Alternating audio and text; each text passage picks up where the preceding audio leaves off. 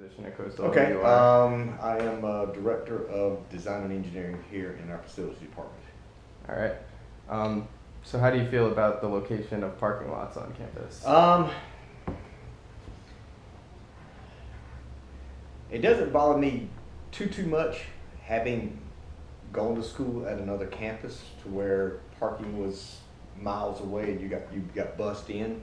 I know with the new master plan the master plan that we did back a few years ago with Sasaki, the whole thing on that one was to try to take parking from within the center part of the campus and move that further out to where this campus has become more of a pedestrian campus, and slowly as the campus continues to grow. I keep looking at the map there, so that's why I'm talking. Oh, yeah. As the campus continues to grow, you're going to see more and more of that to where parking is going to be on the outer edges of the campus. Okay. And so either you're going to you either get bussed in or you walk or take bikes. And when we redo Chanticleer Drive, which will start right after graduation, which now has 2 outer lanes and a medium right in there where you can just pull in and stop or whatever.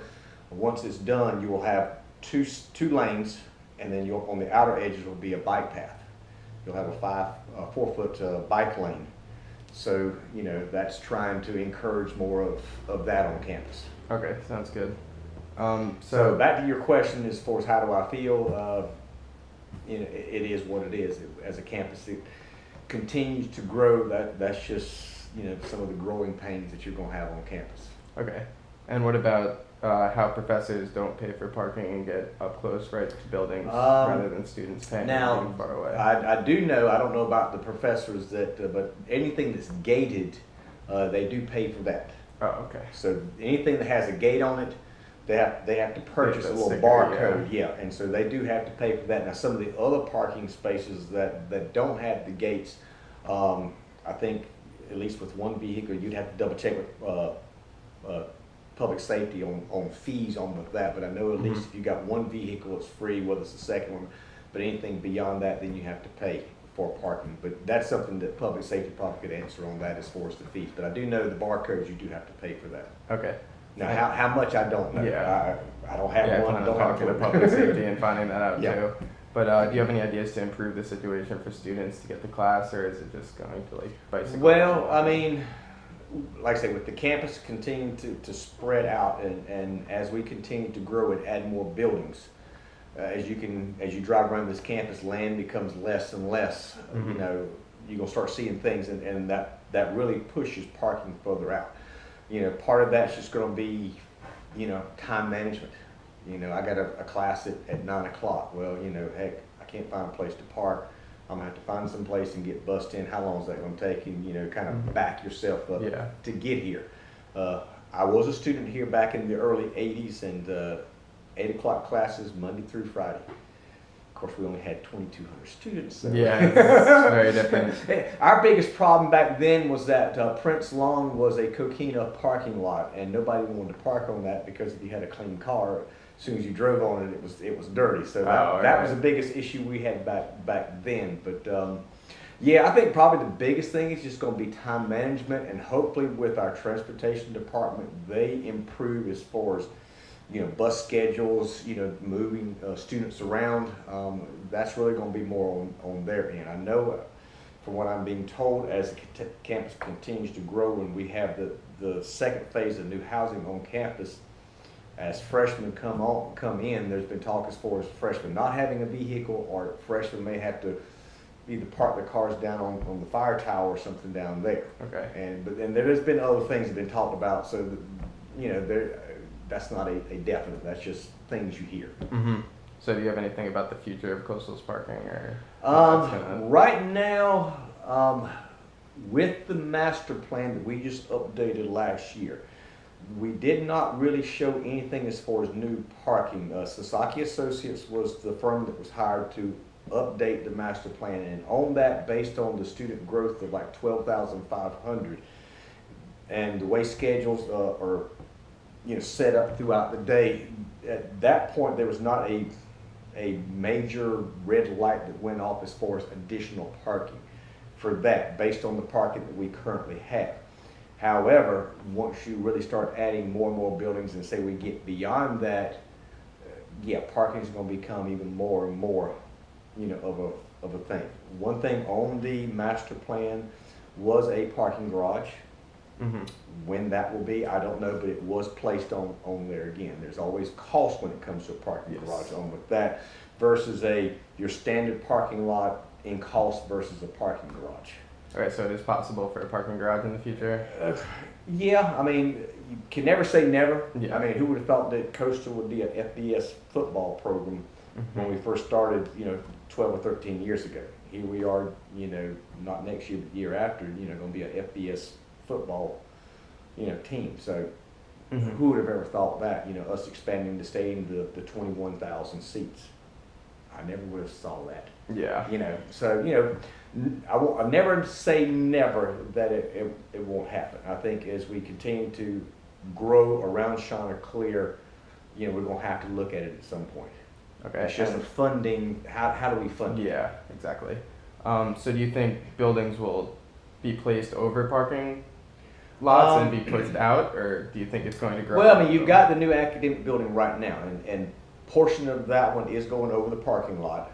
So there will still be some parking, pretty much like Britton Hall, where you've got still parking and the building. With the new academic building, you got the same thing on with that. The other buildings that we're looking at right now is pretty much green space that where we're looking at, with the future as far as some signature buildings along University Boulevard out towards 501. There's also with the soccer and eventually the track moving across 501, then you've got that green space there. The track itself is pretty much reached close to its life expectancy. So, we're getting to a point where we got to just redo the track altogether or move it. And there's been talk of that. So if that happens, then yes, that's some green space there that you could use for additional building and or parking on with that. Okay, I think that's it. That's it? Yeah, that's all I need. Man, that was painless. It's pretty easy. Now, yeah, I still have to do. The question always comes up: cost. Do you know what we're talking about when we talk about cost per spot? How much people are paying to? No. When you start talking about cost for a standard parking lot, you're probably looking around $1,500 to $1,800 per spot. Roughly around, on average, about $1,800 per. That's how much it costs, and that's on a typical. If you had to clear, grade, bring in fill material, so forth. That's what's looking. On a parking garage, the 2014 average throughout the United States was like $18,023 per parking spot for a parking garage. I think Atlanta had which is the closest regional area on that, as far as the cost was around $15,000. Now a lot of that depends on how many stories you go up. Ground floor is going to be a lot cheaper than as you go up, and it also depends on if you put some parking on the first floor or you put some. A lot of times they'll have stores and other things on the, to try to help generate some revenue on with that. So, on the average, like I say, you're looking at about 18,000. So you start looking at, we'll use the fire tower down here. That was 714 spaces, at $1,800 a pop. Well, you take that many spaces times 18,000. Yeah. And you got a very, very large number. But where one will go, there's been talk around where the possibility of one could possibly go. There's been talk as far as where we're sitting at right now. There's also been talk of one where the track is at that would help alleviate some parking whenever you have events at the HTC Center. There's been talk as far as a parking garage closer to 501. If a signature building is put out in that area there, even though we have some parking there, they might take some of that parking away and then go up with a parking garage. So nothing is really set in stone right now. Like I say, the master plan, which is online, so you probably can pull that up. I think it showed, it's supposed to be, showed it right now where the track is currently at. Is what the master plan for a parking garage right now. But when that will take place, that I don't know. Yeah. yeah, you'll be already graduated by then. I'm sure I will, yeah. Because where we have things planned out as far as with what we have to submit to the state, Mm-hmm. you know, we really don't have a whole lot that's in there right. I mean, really the two projects we have is the soccer and the football. That's pretty much it right now as far as going through the state process. We have things within the A1 that we're submitting right now, but you know, as funding becomes available, you know, there's talk as far as academic enrichment center. There's talk as far as the third expansion to the student union building. You know, those things there. There's also talk about another academic building. So you've got those as well. It's just a matter of getting the funding to be able to push forward for those. Yeah, and I heard they're trying to make it a walking campus as well. That's part of it as far as taking the core of the campus and pushing all the parking outward, so that it becomes more of a friendly. That's one of the things with the cul-de-sacs. And in fact, once we pave this summer, we've got gates, actual versus temporary. We'll have gates in there. And the whole thing on that was, if you ever tried to drive through around lunchtime from 11:30 to about 2 o'clock, you got so many students walking through. Yeah, coming across. Yeah. And nobody pays that much attention as far as looking forward. Everybody's got their head down into a cell phone. So it's like, you know, the powers to be said, we're going to close it off. We're going to keep that area safe and open for students to be able to flow through. And that's the whole thing as far as more of a green walking campus, is to try to keep them safe. Like I say, I went up in Columbia at USC, and you found a place to park, and you might have classes 3 miles away. You found you a shuttle, and you hopped on and you went, because as soon as you left your parking spot, it was gone. Yeah, because I know now they have like the gold shuttle or white shuttle that takes you from, there's only one of them, but it takes you from like overflow parking to wall. So that's definitely a good thing to have. And like I say, as the campus grows, and hopefully, you know, from the transportation end, hopefully they continue to get better as far as their schedules, and hopefully students are providing input as far as, you know, where they have problems with pickups, drop-off schedules are going too slow. You know, I mean, you can't control the red lights as much, but, you know, hopefully we can control those a little bit better. So, you know, that's sort of where we stand on with parking and what we've got currently here on campus. So, but no new parking right now. No new parking. No new parking right now. Like I say, the next project really is the football stadium expansion. That is the next one on the block.